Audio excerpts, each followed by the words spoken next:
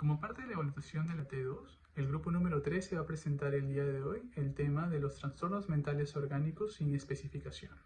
El grupo número 13 está formado por Carmen Arteaga, Milagros Echevarría, Jocelyn Pulgar y quien les habla, Ricardo Durán. Empecemos. Los trastornos mentales orgánicos sin especificación son todos aquellos que secundan o son consecuencia de alguna lesión cerebral estructural que sea demostrable, como lo pueden ser tal vez los tumores, las lesiones cerebrales o la degeneración cerebral. Adicionalmente a esto, también pueden ser consecuencia de una enfermedad o infección que esté afectando al organismo lo suficientemente fuerte como para que se desarrollen y lleguen a brotar estos síntomas psicóticos propios del cuadro. Dentro de estos trastornos tenemos dos principales, lo son la psicosis orgánica y la psicosis sintomática. Empezaremos hablando por la orgánica. Podemos hablar de una psicosis orgánica cuando hay la presencia de algún tipo de enfermedad somática o alguna alteración mental de tipo psicótica. Esto se da principalmente cuando hay algún tipo de lesión en alguno de los hemisferios del cerebro y cabe mencionar también que la ubicación lateral, es decir, en qué lado del cerebro se ubique esta lesión, va a determinar o incluso llegar a influir tanto en la prevalencia del cuadro como también en la naturaleza de esta psicosis orgánica. Es también importante mencionar que el determinante físico o anatómico principal para la manifestación de una psicosis orgánica es el estado o la afectación del sistema límbico, que como sabemos es un sistema de estructuras que nos ayudan a controlar tanto las emociones como el comportamiento. Como había mencionado anteriormente, este trastorno se caracteriza por tener una etiología o una causa demostrable, física incluso. Pueden ser, por ejemplo, un trastorno del metabolismo, puede ser una intoxicación fuerte, una lesión cerebral, algún tipo de infección fuerte que haga que el organismo se vea afectado en su totalidad, como lo es por ejemplo la infección por el virus de inmunodeficiencia humana o VIH, al igual que alguna enfermedad neurológica, que puede ser alguna degenerativa, como lo es por ejemplo el Alzheimer. Dentro de los criterios diagnósticos de este trastorno tenemos de que usualmente tiene un comienzo tardío en la vida del paciente. El paciente no debe presentar ningún tipo de historial psiquiátrico previamente a ello. No debe haber un historial familiar de enfermedades mentales. El paciente también va a manifestar variaciones en su estado de ánimo, que pueden ser manías o depresiones, al igual que también va a presentar una manifestación psicótica, que puede ir de un nivel moderado a un nivel severo. Por último, el paciente también va a presentar delirios o trastornos del pensamiento, es decir, va a tener pensamientos irracionales severos, los cuales podrían llevarlo incluso a desarrollar uno de los síntomas clásicos, que es la paranoia. Esto va a afectar su visión del mundo, cómo es que lo tratan, cómo es que ve a su alrededor o su entorno, y también la forma en la que se comporta y reacciona a los estímulos que vienen en su entorno o a su alrededor. Luego de haberse presentado la información sobre la psicosis orgánica, ahora le vamos a presentar un caso. Continuando, vamos a presentar los antecedentes personales de nuestra paciente y destacar la hipertensión arterial de larga evolución, lo cual está caracterizado por una alta presión a nivel de los vasos sanguíneos. Presentó cardiopatía isquémica hipertensiva, lo cual generó problemas a nivel del corazón. Asimismo, tuvo problemas psiquiátricos que destacaban por la fibromialgia, lo cual conllevó a que sufriera cuadro de depresión, ansiedad. También muchos episodios, ella presentó síndrome de fatiga crónica, lo cual conllevó a que tenga agotamiento físico, mental, también problemas de memoria y razonamiento, y sufriera dolores musculares y articulatorios. La depresión también que les mencioné, y por último desarrolló convulsiones debido a la hemorragia por el aneurisma que presentó años atrás. Dentro de los antecedentes familiares vamos a mencionar que la madre de nuestra paciente sufrió del trastorno del comportamiento y deterioro cognitivo grave durante los últimos años de su vida, lo cual influenció de forma negativa en la capacidad de poder realizar sus actividades diarias con normalidad. Asimismo, se presentó problemas a nivel de la memoria. La hermana de nuestra paciente fue diagnosticada con demencia de tipo mixto, es decir, debido a esta demencia presentó una enfermedad de Alzheimer y una enfermedad vascular cerebral. El sobrino de nuestra paciente fue diagnosticado con esquizofrenia hebefrénica, lo cual se caracterizaba por tener un problema a nivel de comportamiento y discurso desorganizado. Esta persona falleció a los 40 años. Este caso hace referencia de una mujer de 74 años de edad, derivada a la unidad de psiquiatría desde el servicio de neurología, porque presentaba alteraciones del comportamiento y esto se evidenciaba con conductas de agitación, hostilidad e inquietud. Asimismo, presentaba cuadro de inhibición psicomotriz, en la cual había una presencia de hipertonía en los movimientos, ya que eran muy pasivos. Este cuadro de inhibición psicomotriz alternaba con periodos de intensa actividad psicótica, que hacía que la paciente pierda contacto con la realidad y se manifestara en forma de alucinaciones visuales, auditivas y sinestéticas. Asimismo, había presencia de trastorno de contenido de pensamiento en el rango delirante de carácter hipocondriaco. Aquí vamos a mencionar que tenía ideas sobrevaluadas, obsesivas. En el año 2007, la paciente había sufrido un episodio de hemorragia subaracnoidea debido a la ruptura de un aneurisma cerebral. Por tal motivo, se realizó un proceso de embolización y durante la fase de este proceso se desarrolló crisis convulsivas, lo cual conllevó a que sea diagnosticada con epilepsia vascular. Esta epilepsia fue tratada con el medicamento levetiracetam. A raíz del episodio agudo de hemorragia subaracnoidea que presentó la mujer del caso, empezó a presentar sintomatologías referidas a un cambio leve de su carácter, mejorar sus funciones cognitivas, las cuales conllevaron a tener problemas a nivel de memoria, del juicio, del lenguaje y de la orientación espacial temporal. También podemos mencionar que tuvo problemas para realizar actividades diarias complejas. El solo hecho de cocinar y acordarse de los pasos a seguir y de los ingredientes se le hacía muy, muy difícil. Presentó problemas en el control de esfínteres que se pudieron evidenciar tanto de día y de noche. Su ánimo era fluctuante, podía pasar de la euforia a la depresión, y todo esto se fue revertiendo con el pasar de los meses. En septiembre de 2011 presentó cuadros de tipo disociativos, es decir, había una distorsión del medio, de los objetos y las personas que estaban a su alrededor, por la falta de contacto con la realidad, afectando también su equilibrio y su congruencia con su conducta, ¿no? De la conducta del comportamiento que presentaba. Había presencia de hipersomnia, lo cual generaba que la persona estuviera somnolienta y pudiera, digamos, conciliar el sueño durante el día. Todo esto conllevó a una desconexión del medio con una respuesta a estímulos dolorosos, es decir, la persona se quedaba en estado de shock y por más que se le daba estímulos como moviendo el brazo, empujándolo, quizás pellizcándolo, no había reacción. En el aspecto afectivo se asoció con sentimiento de tristeza, ya que la persona prefería aislarse de otras personas y permanecía en un periodo de mutismo, lo cual duraba horas y días. En noviembre de 2011 se decidió que la mujer fuera ingresada por primera vez a la unidad de neurología y fue derivada posteriormente al servicio de psiquiatría. Aquí los doctores concluyeron que se debía retirar el medicamento de levetiracetam, ya que este era el causante de que la mujer padeciera trastorno de la conducta y psicosis secundaria. Esa psicosis secundaria sobre todo se presenta cuando la paciente se ha expuesto a sustancias o medicamentos que alteran al sistema nervioso central. La nueva medicación recetada estuvo conformada por paliperidona y quetiapina, la cual ayudó a tener buenos resultados en el tratamiento. En enero de 2012 fue ingresada nuevamente la paciente al hospital porque esta vez se negaba por varios días a ingerir alimentos y agua y tampoco no ayudaba a que se le pueda suministrar su medicación. Nuestra paciente experimentó cuadros de alucinaciones sinestéticas, los cuales estaban relacionados a que tuviera sensaciones referidas a varias partes de su cuerpo. En este caso, mencionaba que ella sentía que en la lengua y en su paladar se tenía púas, por la cual no se alimentaba. También presentaba síntomas de contenido delirante poco estructurado de carácter hipocondriaco, lo cual conllevó a que ella mencionara o tuviera la sensación de que no podía andar porque sus piernas estaban rotas. Asimismo, sus frases tenían contenido religioso que conllevaba a que tuviera alucinaciones en las cuales ella lograba comunicarse con la Virgen María. Asociaba ideas delirantes de perjuicio y nihilistas. Estas ideas nihilistas, sobre todo, se caracteriza porque la persona niega la existencia de ciertas partes de su cuerpo o también llega a negar su existencia. Esta asociación delirante contribuía a que esta persona mencionara o sintiera un delirio de persecución en el cual las personas estaban contra ella y que querían envenenarlas o que su muerte estaba anunciada y que no está y no estoy en este momento. Como vemos, ¿no? Son delirios con frases o presencia de contenido delirante que no tiene estructura. Las alucinaciones a las cuales estaba expuesta nuestra paciente complicaban el delirio y se acompañaban de síntomas con conductas de ansiedad, inquietud e irritabilidad. Por lo tanto, se decidió la introducción de un nuevo fármaco en base a la risperidona inyectable de larga duración. Esto se da porque la paciente estaba constantemente teniendo episodios de inhibición, lo cual impedía una correcta suministración de medicamento de forma oral. Se consiguió una mejoría de los cuadros de síntomas psicóticos. El cuadro evolucionó hacia la estabilidad conductual con persistencia del deterioro cognitivo leve propio de los cuadros psicóticos, pero estos cuadros psicóticos se iban a convertir predominantes en la vida diaria de la paciente, por lo cual los familiares decidieron realizar los trámites para trasladar a la mujer a un centro para la tercera edad donde hay un régimen completo y puedan ayudar a que pueda suministrarse los medicamentos de forma continua y sin ningún tipo de interrupción. Asimismo, la paciente requirió un último ingreso en el año 2012, en el mes de agosto, debido a la reducción de los antipsicóticos de larga duración. Los doctores quisieron manejar los síntomas con la mínima cantidad de fármaco, ¿no? En este caso, como ya he mencionado, la risperidona. Sin embargo, esto desencadenó un nuevo brote psicótico, por lo que se retomó la dosis de inicio de este fármaco con un inyectable de 50 miligramos por cada 14 días. Esto se ayudó a que la paciente no tuviera un nuevo ingreso hospitalario. Los síntomas que hemos podido rescatar del caso presentado están relacionados con cuadros de tipo disociativo, episodios de hipersomnia y desconexión del medio, sintomatología afectiva asociada con la tristeza, con una tendencia al aislamiento, periodo de mutismo, negación a ingerir alimentos y cumplimentar la medicación oral, presencia de alucinaciones sinestéticas, delirio poco estructurado de carácter hipocondriaco y religioso, asociación de ideas delirantes de prejuicios y nihilistas y estados crepusculares, los cuales están relacionados con las alucinaciones visuales, auditivas y también con las conductas irracionales. Ahora vamos a presentar el diagnóstico. Para ello hemos analizado cada uno de los síntomas del caso presentado y se llegó a la conclusión del origen psiquiátrico de la sintomatología predominante en el momento actual sobre un cerebro que ha sufrido un daño estructural previo.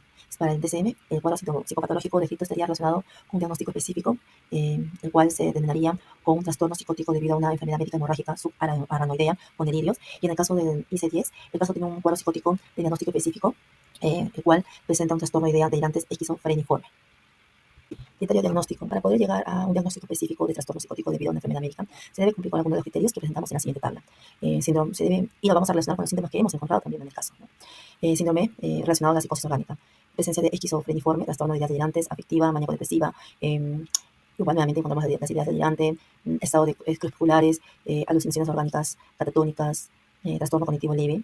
Asimismo, el síndrome postencefalítico y el síndrome postconmocional. Sin embargo, para que se pueda cumplir con este trastorno psicótico, se debe tener en cuenta 3 criterios principales, que son el delirio, las alucinaciones y los trastornos cognitivos leves. Tratamiento. Este tratamiento se debe orientar, enfocar exclusivamente a controlar la intensa angustia que siente la mujer, lo cual se da y se origina con la toma de fármacos antipsicóticos y ansiolíticos, sobre todo para que disminuya o merme la sintomatología psicótica positiva. Asimismo, se continúa con los antipsicóticos inyectables de liberación prolongada en dosis aconsejables como la risperidona de 50 miligramos, que debe ser administrada cada 14 días.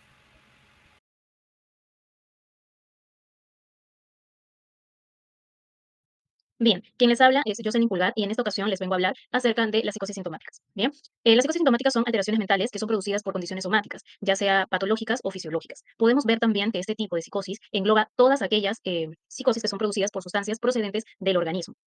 Debemos recordar también que las psicosis sintomáticas son cuadros clínicos que se caracterizan por estar ligados a una condición médica ya establecida y conocida. Continuamos con la epidemiología de las psicosis sintomáticas. Vemos que gran parte de la investigación en esta área se ha centrado en que las psicosis sintomáticas se manifiestan como delirio, ¿no? Es por ello que gran parte de los datos que se presentan en este tipo de psicosis se presentan como delirio, ¿no? Es por eso también de que no hay quizá mucha información con el nombre de psicosis sintomáticas, sino que presenta una serie de conceptos de delirio. Ahora veamos los criterios diagnósticos. No hay un criterio diagnóstico específico para la psicosis sintomática, ya que como hemos podido ver en el punto anterior, existe una investigación en la que indica que la psicosis sintomática se manifiesta como delirio, ¿no?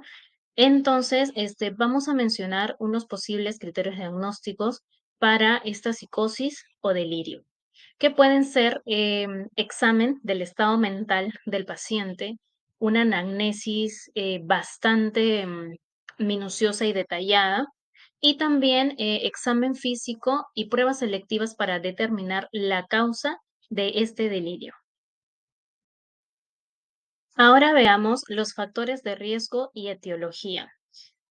Em, en este, para esta psicosis o delirio, el grupo de población más afectada son la de los adultos mayores, con ingresos hospitalarios del 11 al 25% y el 29 a 31% de ingresos hospitalarios también, pero sin un cuadro de delirio, ¿no? Podemos ver que las personas mayores o de este tipo de población, pues, son las más afectadas, ya que son más vulnerables de acuerdo a la edad que puedan presentar, ¿no? Bien, ahora vamos con el tratamiento que se podría aplicar a la psicosis sintomática, ¿no? Por lo general, este tipo de psicosis o delirio se curan cuando paralelamente se trata la enfermedad somática que desencadenó este tipo de psicosis. Otro punto importante también es que se debe aplicar el manejo sintomático del delirio cuando los síntomas psíquicos interfieren en el estado clínico del paciente. El siguiente punto es que se ha sugerido a las estatinas como una nueva tentativa terapéutica para tratar las psicosis sintomáticas, en especialmente el delirio. Y por último, vemos que las benzodiazepinas se emplean en pacientes delirantes por abstinencias al consumo del alcohol o diversas drogas. Muy bien, mi nombre es Milagros Echevarría. Ahora vamos a ver el caso en este trastorno, pero en cuanto a lo que es la psicosis sintomática. Bueno, en este caso tenemos al paciente que tiene como siglas LCB. Es un paciente que se encontraba en el año aproximadamente 2005 en Honduras, ¿no? Es de nacionalidad venezolana, con 34 años de edad. Él era comerciante, ¿no? Entonces, él asistía como a casas de salud, ¿no? Como decir aquí en Perú las postas, ¿no? Entonces, él se había ido ya veces anteriores porque sentía mucho dolor de cabeza, cefaleas, continuas cefaleas, ¿no? Que se podría decir, pues se transformó en migraña, ¿no?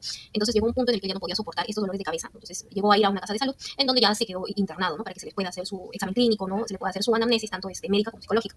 Entonces, el único síntoma que él presentaba era el dolor de cabeza muy intenso. Entonces, se le realizaron ciertos análisis en la casa de internamiento.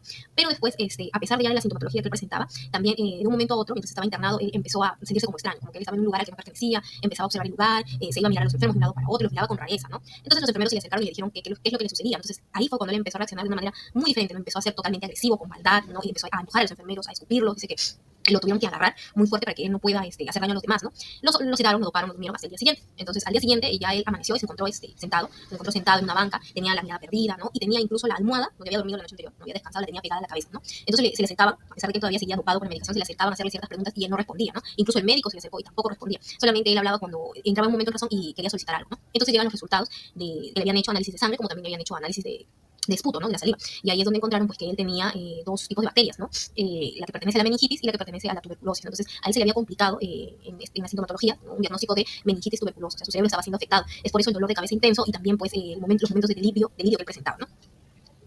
Como mencionamos en el caso, en la sintomatología era la cefalea profunda, también se le encontró hipertensión, también desorientación, él no miraba los ojos, no respondía a las preguntas del médico, ¿no? Y tenía una agresividad perversa, o sea, que él quería hacer daño, reaccionaba de forma muy, muy, muy mala, ¿no? Entonces tenía como si tuviera mucha ira contenida, ¿no? Muy bien, ahora vamos a ver los criterios diagnósticos hablando de este tipo de trastorno, ¿no? Ya que como su mismo nombre lo menciona es sintomático o orgánico, pero sin especificación. Se pueden encontrar muchos criterios diagnósticos dentro de los manuales, ¿no? Depende de la sintomatología que presenta el paciente. Ahora, la revista mencionaba de este caso que fue uno de los casos más interesantes para la época, ¿no? Para que sea sujeto de estudio. Entonces, los criterios que se consideraron fueron, por ejemplo, criterios diagnósticos para poder confirmar el delirio, ¿no? Su forma de actuar, sus reacciones violentas, sus ataques de ira, sus alucinaciones, una anamnesis minuciosa, ¿no? El examen físico, ¿no? Las pruebas que le hicieron para poder determinar la causa, como son las pruebas de esputo y de sangre. Y también se menciona que, en otra información, que también se les puede aplicar el examen de estado mental. En este caso no se aplicó debido a que él entró ya muy mal a ser internado, ¿no? A esta casa de salud. Bueno, ahora vamos a ver lo que después de los criterios, la presunción diagnóstica en este caso. Cuando hablamos de las psicosis sintomáticas, por lo general estas son curadas paralelamente cuando ya se está resolviendo la enfermedad somática que fue la que desencadenó todo esto, ¿no? Entonces ya cuando los síntomas psicóticos, como en este caso vimos ya los delirios, las alucinaciones, las reacciones violentas, aparecen ya de forma así brusca, bueno, es un indicador ya de que esto es un factor externo, ¿no? Un factor exógeno, como menciona la información. Entonces, si hablamos de que esto se pueda resolver de una sola parte, la parte psíquica, sería casi difícil sin poder solucionar el tema físico, ¿no? En algunos casos sí se puede hacer de manera transitoria, pero en otros casos no aplica. En este caso, lamentablemente, el paciente fallece, ¿no? Fallece a los pocos días de haber sido internado, ¿no? Lo que comenté en el caso al principio, fallecía aproximadamente a los 4 o 3 días de estos sucesos, ¿no? No hubo ningún tratamiento efectivo, ¿no? Y tampoco se presentó alguna cura ni en la parte psíquica ni en la parte física.